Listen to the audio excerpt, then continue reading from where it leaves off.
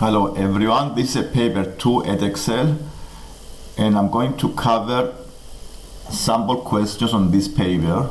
The first one, it will be on changing the subject of the equation, as you can see on the screen, number 15. The next exercise is the speed and distance using the graph, finding the gradient at a specific time and also finding the distance at a given time.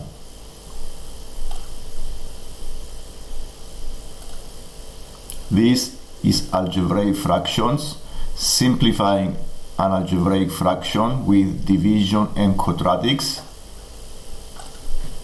And finally, I'm going to show how to find the perimeter of a sector. And let's start the lesson. This is an equation with variables m and f, and I have f the subject. I want to change the subject of the equation to m. To do this, we use the inverse operations on both sides until we isolate the m in one side. And first step is to cancel the denominator by multiplying both sides by m minus 1. So multiplying both sides by m minus 1, I have this equation times both sides by m minus 1.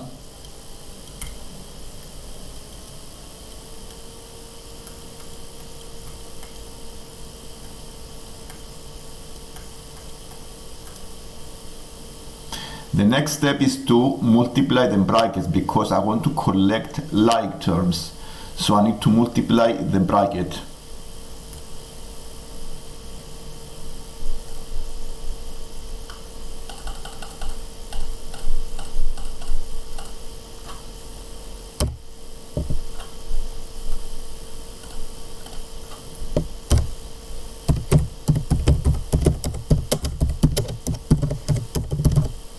So I have f times m minus f.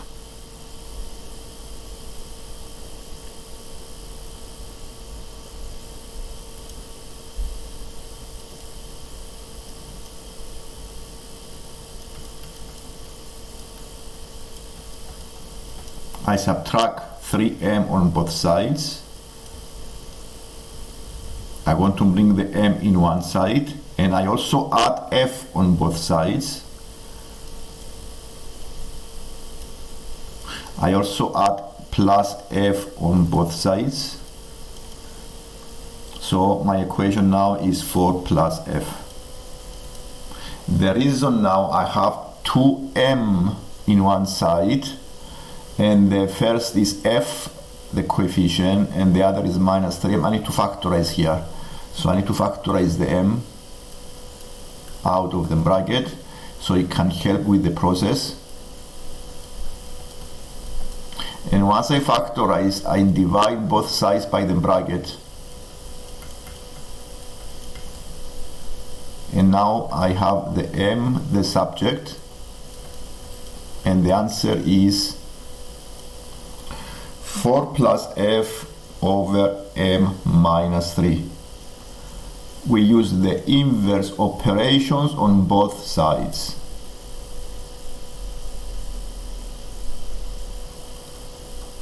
The next exercise I'm going to do today is the exercise on speed and distance. Here I have a graph of a car moving from rest. Speed is on the vertical axis, time is on the horizontal axis, and I want to find an estimate of the gradient of the graph at a specific time when the t is 15. So I need to find the point on the graph that has this time, and the point is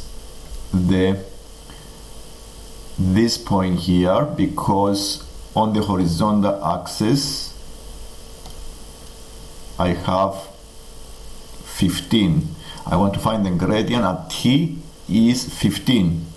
So once I found the point, I need to draw the tangent to the curve, because the gradient of the tangent is exactly the same as the gradient of the curve at this specific point.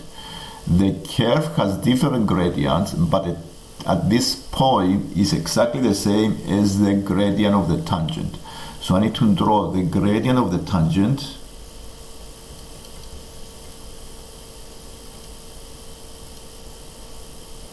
So we use a ruler in such a way that it passes from what it touch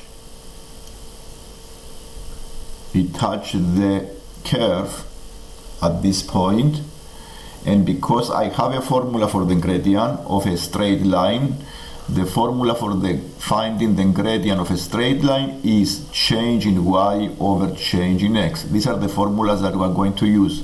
The gradient of a tangent is change of y over change in x, and later on we are going to use the formula for the distance to find the distance of the journey. So, but first let's find the gradient. To find the change in y over change in x, I need to find 2 points. 2 points. Now this point, I can use this point on the graph. One point is 15, comma,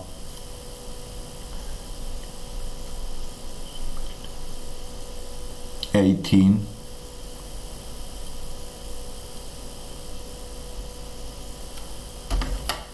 and the other point I can use is any other point on this line. I may use this point here.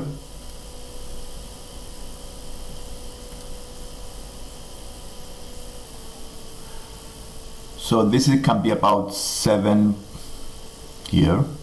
So it is 2.5.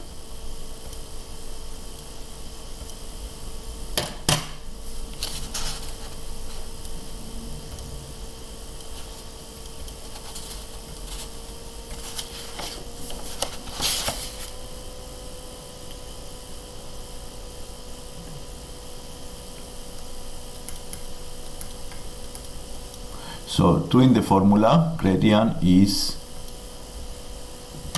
change in y over change in x.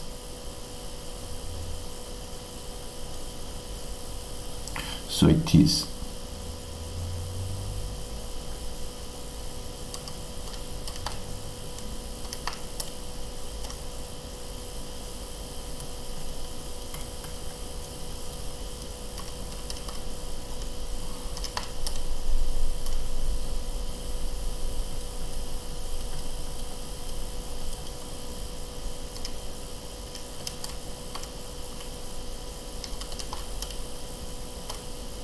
so the gradient is approximately 0.84, and this is an estimate. So we found the gradient of the line as 0.84, and the change of speed is an estimate of the gradient. So this is for the part B. Describe what is the answer in part 1 represents. The change in speed is the gradient of the line. So this at this specific point 15. So this is acceleration. So change in speed is the acceleration of the car at this specific time.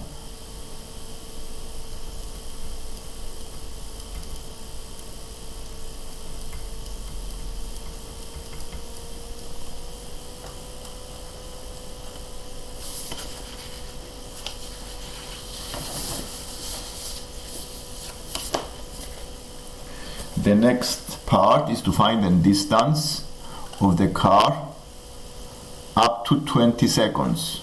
Okay, so I want to find the distance of the car up to this specific time.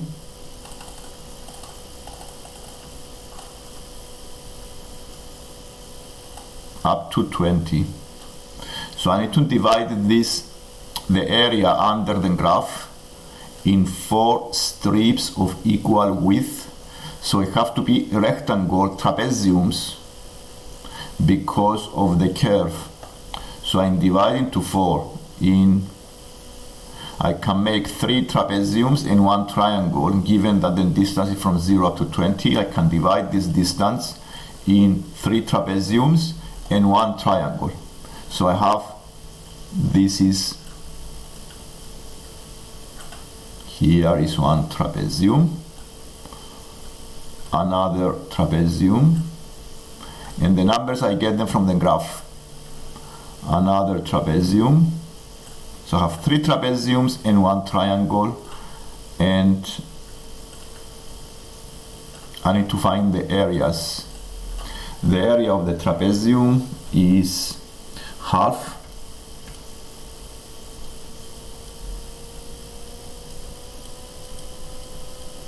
times base 1 plus the base 2 times the height, and the area of the triangle is half times base times height. We can get the numbers from the graph and find the area of the trapezium. This is trapezium 1. Now this is triangle 1, trapezium 2, 3, 4.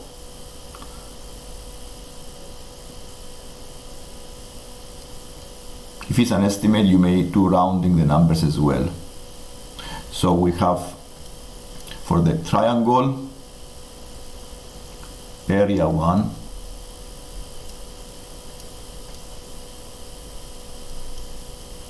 is equal to a half times base is 5 times 4 the height, and this gives us an area of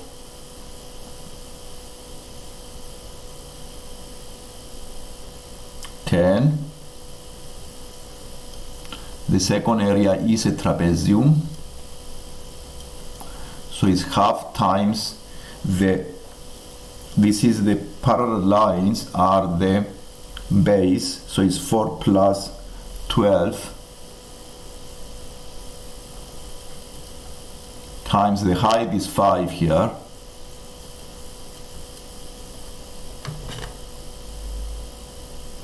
and this gives us a value of 40. The third area, the third trapezium is a half times 18 plus 12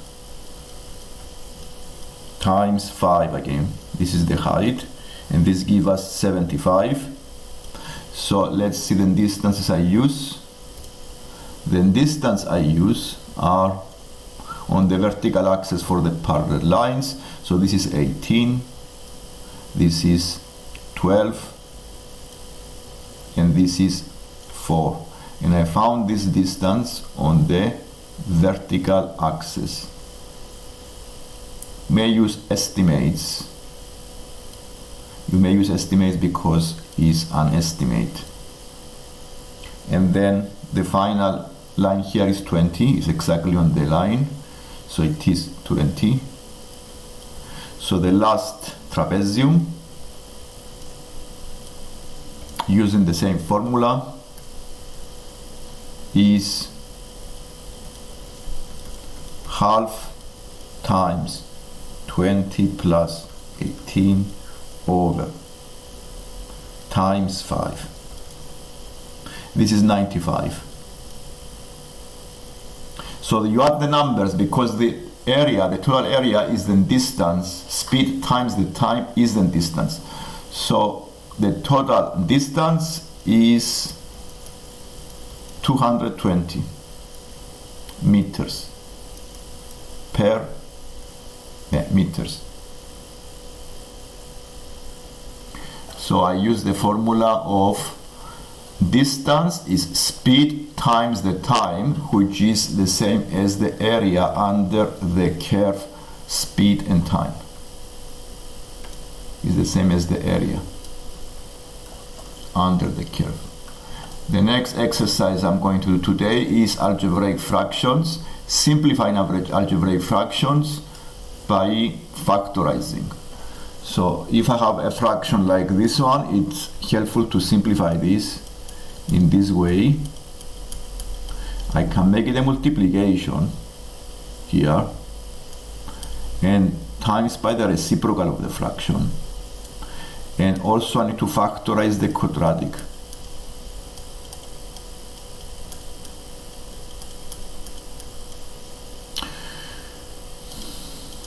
I write it like this because I need to factorize the quadratic and cancel common factors. To factorize this quadratic, we try to find two numbers when they multiply together to give you the minus 10, the number on the quadratic above, and the sum of these two numbers must be the plus 3. These three numbers by inspection are the 5 and the negative 2. So we can factorize as x plus 5 times x minus 2. And now I'm going to replace this quadratic, these brackets, into the quadratic on the fraction. So I can write the fraction as x plus 5 times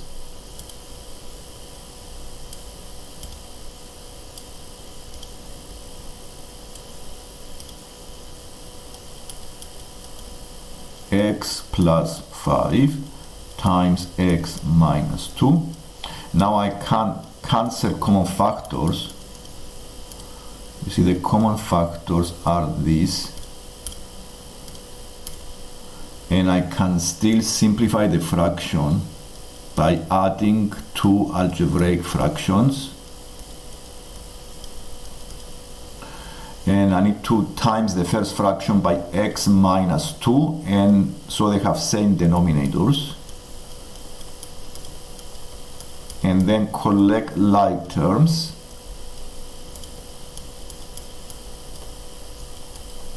I times the brackets on the numerator, this, and then I simplify. Then I have 6x plus 1x give me 7x.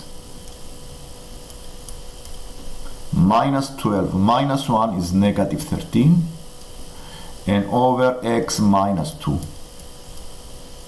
And this is the final answer. This is the simplest form of this fraction. So if you have algebraic fraction, it's useful to factorize, because by factorizing you cancel common factors and simplify further. And let's go to final exercise on sectors. Here we need to find the perimeter of the sector, so I need to find the arc length. But to find the arc length, I need to know the angle. The angle here is missing, so I need to make it as x. I have some more information I can use to find the x. I know the area, and that's why they gave you the area to find the angle. The area of the sector is 40. And let's go to the formulas of the circle. These are very useful to know the formulas of the circle. The circle formula for the area is pi r squared, and for the circumference is 2 pi r. For the sector, it will be a proportion. I have to take proportion of the total angle. So the equation I can prepare here is x over 360 times the area of a circle of radius 7, and make it equal to 40. So I make the area equal to 40 to find the angle of the sector. The best way to solve this equation is by times both sides by 360. So I have 49x pi is equal to 40 times 360 give us 14,400. And then I can divide by 49 pi, so the x is 14, and doing the division it will help us find the x, the angle.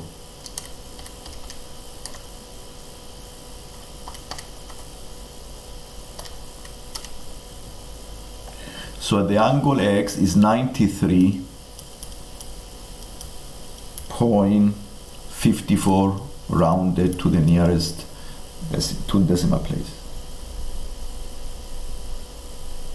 And now, having found the angle, which is 93.54, I can go and find the arc by using the formula for the perimeter of the circle,